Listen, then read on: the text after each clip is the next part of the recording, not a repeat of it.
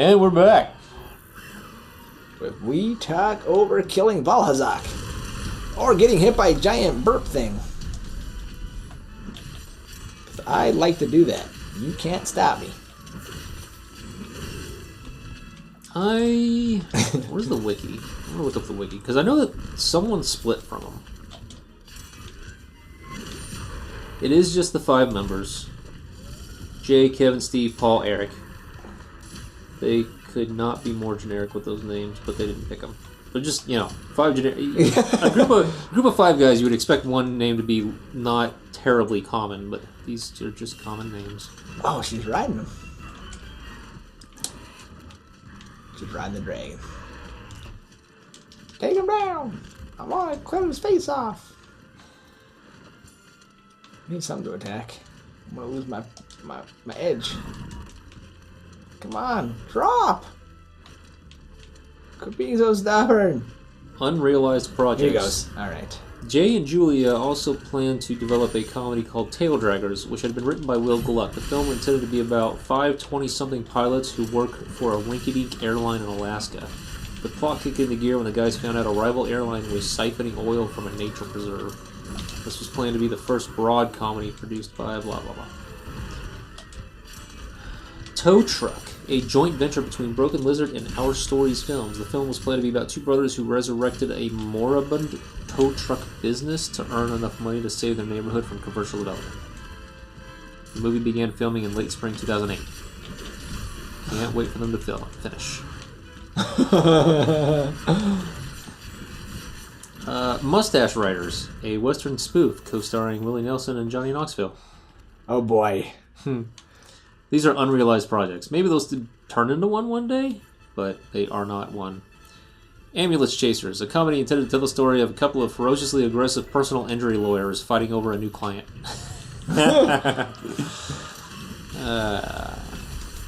In late May 2010, Broken Lizard confirmed that they were working on Ambulance Chasers on their troop's official website. Can't wait for them to finish that. Take My Wife, a comedy directed by Chandrasekhar, was meant to revolve around an average guy who jokingly swapped wives with a Hollywood superstar.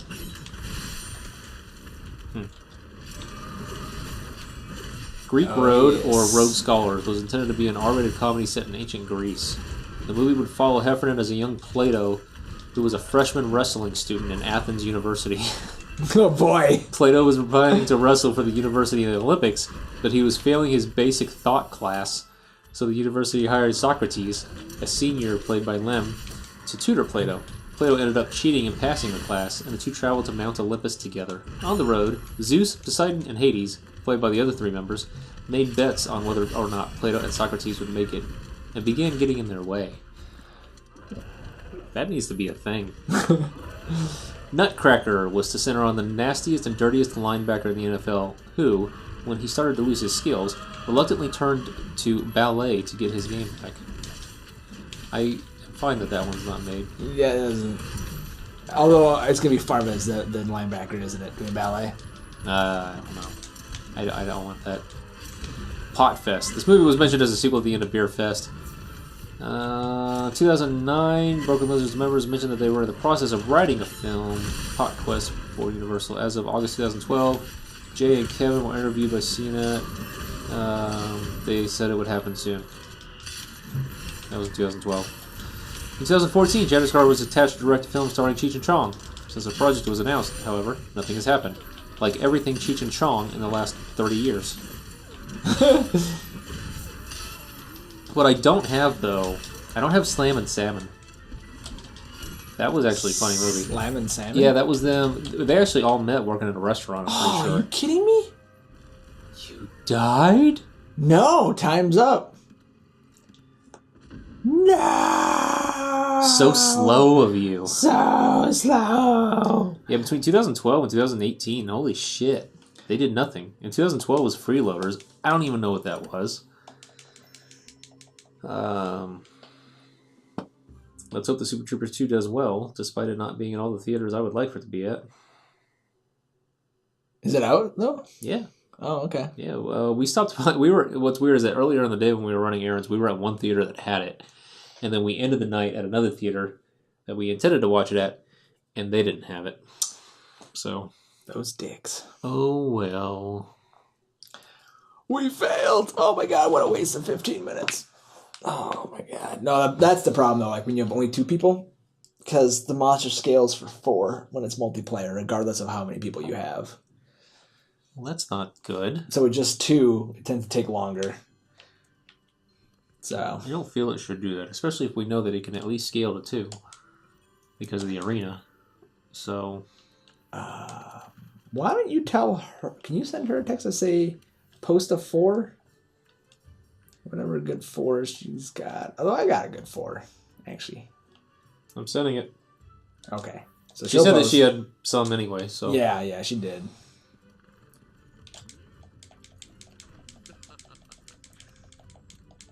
This will give me a chance too to take care of all my stupid stuff, like bounties and large monster hunts. Let's see. Talk to this guy. He'll give me some shit. Give me the goods. My God, that controller. Can we get you a Fisher Price version? Maybe a Nerf one. I think a Nerf controller would do well for you. Man, the clicking, man, it gives them a tactile sense to what I'm doing. Yeah, but you don't. It'll be there when you press lighter. It'll just be lighter. But it doesn't make the noise then. That's good. We're recording. But what if they want to hear all my noises? They don't get the tactile response. Oh, they should. Okay, Carrie posted a quest. I gotta do my tail raiders though. I wonder how much your beard is being caught up by the mic. When I scratch it? You're playing with it a lot. Yeah, I gotta shave. It's gonna get itchy.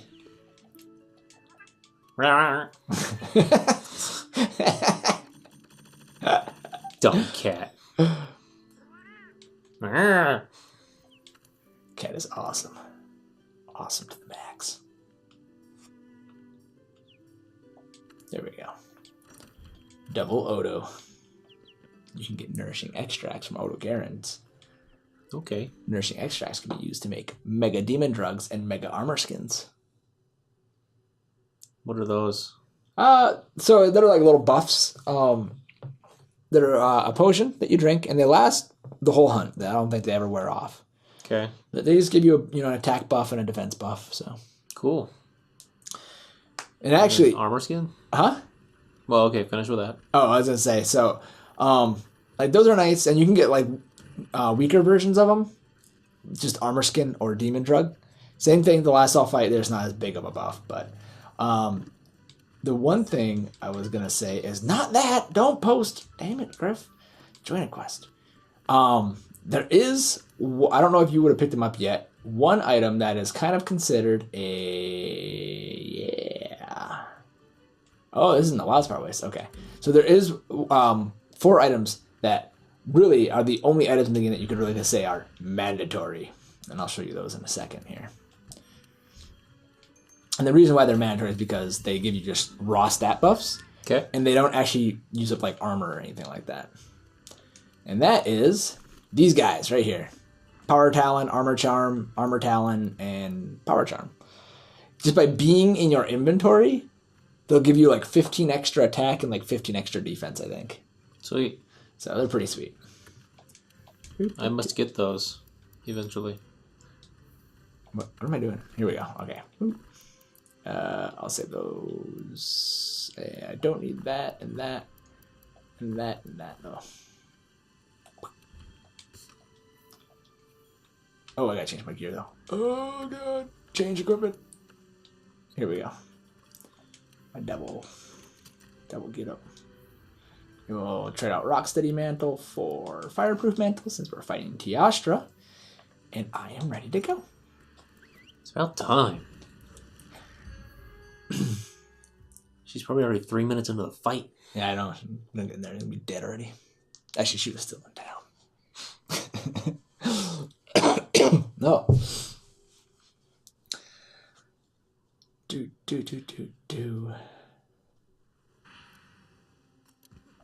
wonder how long they'll keep up the events. They eventually very pleased with what Capcom did with Resident Evil 7, and I'm very pleased with what I've seen so far out of Monster Hunter World. So yeah, good on them. No, this is, I mean, honestly, like, this is like a case study for how video games should be made. Apparently they're not doing the best with their fighting games. But I'm okay with that, because I don't give a fuck about those. Right.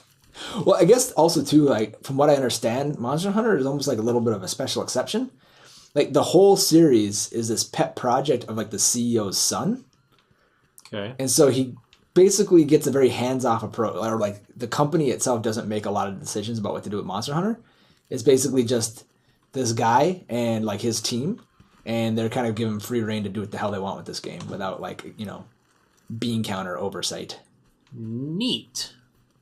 Which I'm really... And they're still getting money to continue to put into this game with free stuff. Right. So that's what I'm excited about. Like, I want this... Actually, there's a... They recently released, like, a little... Like, I think you can get, like, a new outfit for your handler or something. You know, Carrie likes Can it. I get a new handler? I would pay money. I would pay them $50 to get a handler that's like the one that you meet on the boat at the beginning of the game. But she's your other guy's handler. No, trade. Oh my god. Or just give me Kate Beckinsale. Kate Beckinsale handler. Or Emma I'll take Emma Watson. I mean, she could be my handler. Wow, that bug went up the butt. Right up the butt. That's why you got so angry so quick.